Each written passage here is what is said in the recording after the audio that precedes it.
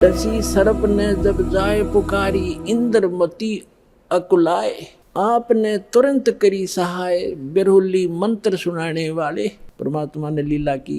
परमात्मा आते जाते रहे घर पे, ज्ञान सुनाते, भोजन करके उसको उद्धार करते, उसका धर्म बनवाते। तो एक दिन रानी ने कहा कि महाराज मेरे पति को भी समझा दो। अच्छा बेटा बुला ले उसको। राजा बुला लिया। परमात्मा लागे समझाने के भाई परमात्मा की भक्ति करनी चाहिए और ये राजपाट सदा नहीं रहता, एक दिन मृत्यु भी होएगी, परमात्मा की भक्ति करते रहना। तो राजा क्या कहता है, महाराज जी देखो मैंने तो पार्टी अटेंड करनी पड़ती है, क्यों ना गुटी छुट्टी लानी पड़ती है और मेरे पास समय नहीं है, लेकिन मैं आपकी चेलिन मना नहीं करता, कितना या दान करो और कितना सत्संग करवा लो, मेरे बस की बात नहीं है भक्ति करना। परमात्मा ने पूछा बेटा अब फिर देख ले कोई आस्था तेरे नीचे के लोक में तो नहीं किसी की, तेरी संपत्ति में।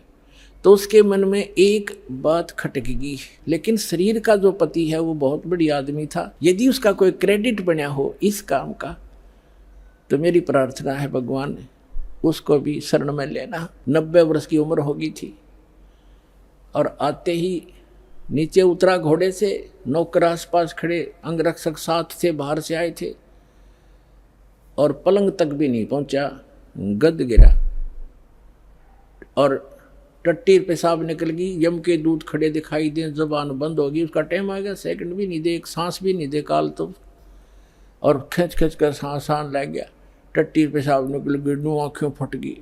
तब रानी बोली देख लो जी मैं क्या बताऊँ आपने, उसने मेरी मदद बहुत कर रखी है। परमात्मा समझ गए कहाँ या के कहना चाहो है। तो कहने लगा बेटी मैं जाता हूँ। तो परमात्मा आकर प्रकट हो गए वहाँ उनके चौक में। कबीर साहब के आते ही यम के दूत ने हो गए, एकदम गायब हो गए। राजा होश में आ गया और उसने सामने परमात्मा खड़े दिखाई दिए, चरणों में पड़ गए। आज तेरा एंड आ गया था चंद्र विजय, तेरा सांस शेष नहीं था।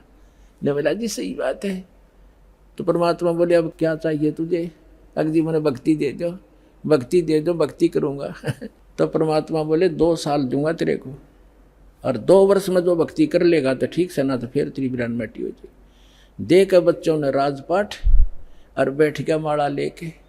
2 साल के अंदर सारी कसर काट ली। तो इस प्रकार उन दोनों प्राणियों का मोक्ष किया उस कबीर भगवान ने। बोलो सतगुरुदेव की।